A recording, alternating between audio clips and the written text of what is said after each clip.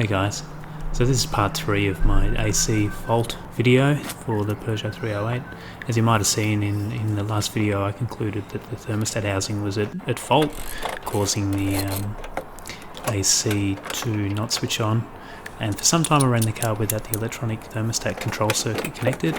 In general, the car ran fine, but I think under some circumstances it was getting a touch hot.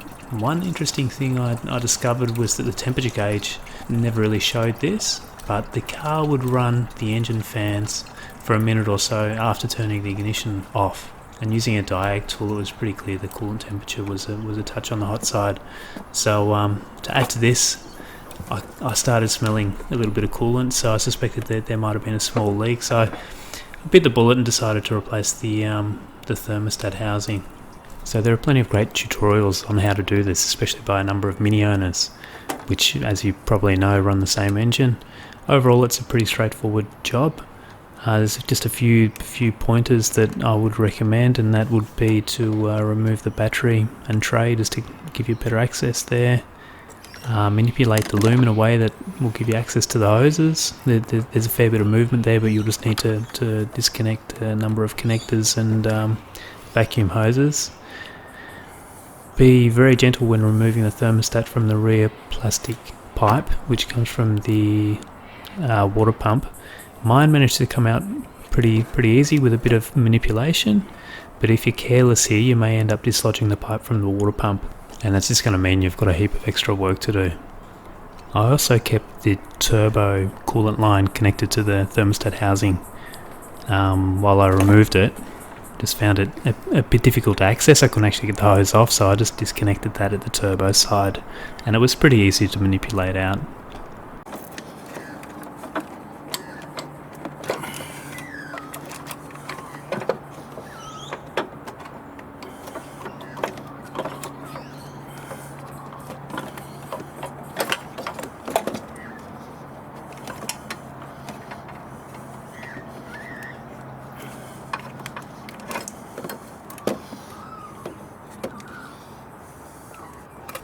So I had a feeling the previous owner of this car had already replaced the thermostat housing and the pipe at the back of the engine, and looking at the manufacturing date of this part, this is definitely the case. It's an aftermarket part, which probably explains why it hasn't lasted. It's lasted maybe 2 years.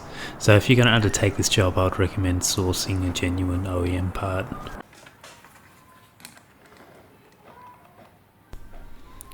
So here I'm just checking that the control circuit is in fact open circuit, and as you can see, this is definitely the case.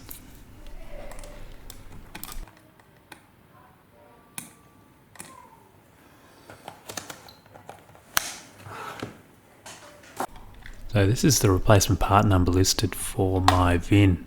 However, it turned out that this was actually the incorrect part. The correct part was shipped out to me a few days later.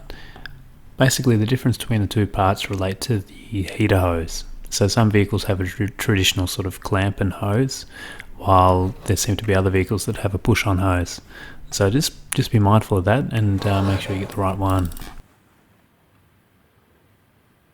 So one other thing to note, on the new OEM housings, the temperature sensor location has moved from the top to the front of the housing. In my case, I had to adjust the vehicle loom so that there was enough length to reach the new location. It's just a case of shifting the loom so that it comes out of the bottom location rather than the top. So it's quite a simple thing to do.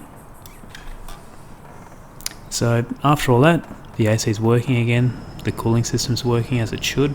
It's really good because we've had some really hot days lately, over 40 degrees Celsius. Yeah, so quite happy.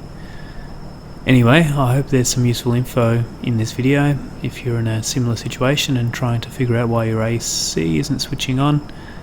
So thanks for watching and good luck.